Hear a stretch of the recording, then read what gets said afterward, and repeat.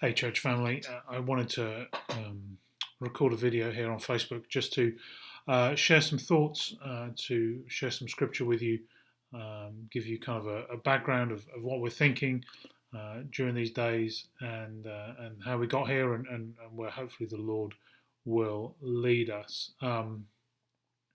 These are certainly extraordinary days, aren't they? At about 10 o'clock this morning, I spoke to Brother George and Brother Jerry, our deacons, and we both agreed that we would keep on meeting on Sunday mornings until we were no longer able to.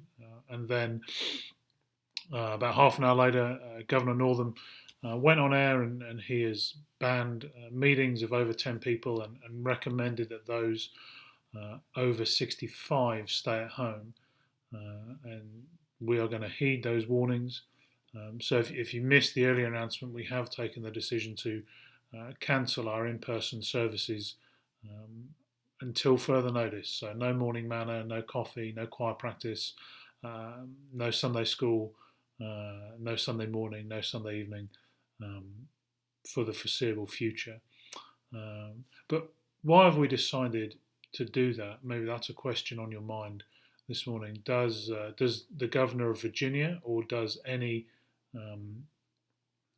magistrate, any level of government, have the right to tell the church what to do?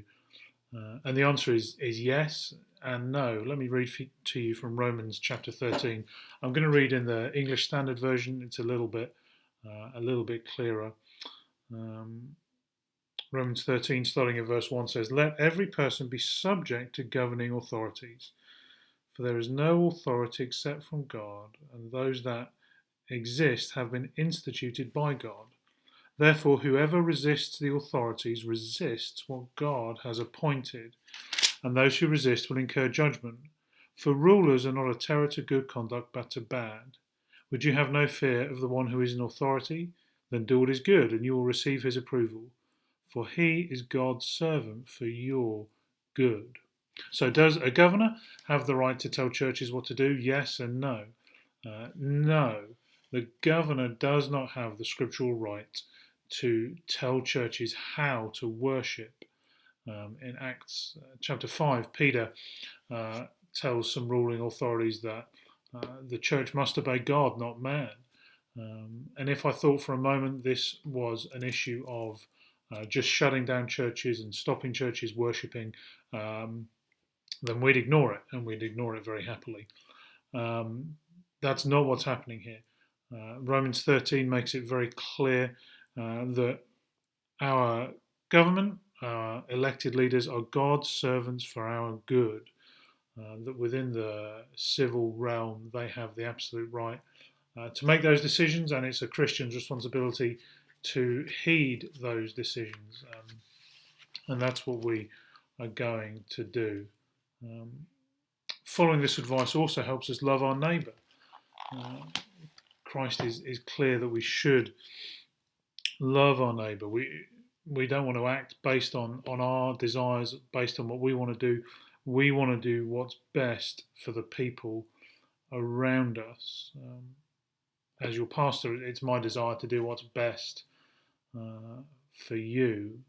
And the best advice and the best decisions from people with the best information are advising us to stay home, advising us to spend gatherings of more than 10 people. And I trust our leadership. I trust that Governor Northam is making the best decisions based on the best evidence. I trust that President Trump is doing the same thing, and I would encourage you to pray for our leaders.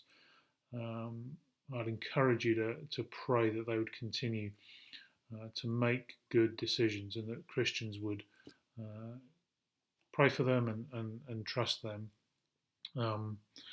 There's evidence from Italy that these sort of mass restrictions do eventually have an effect.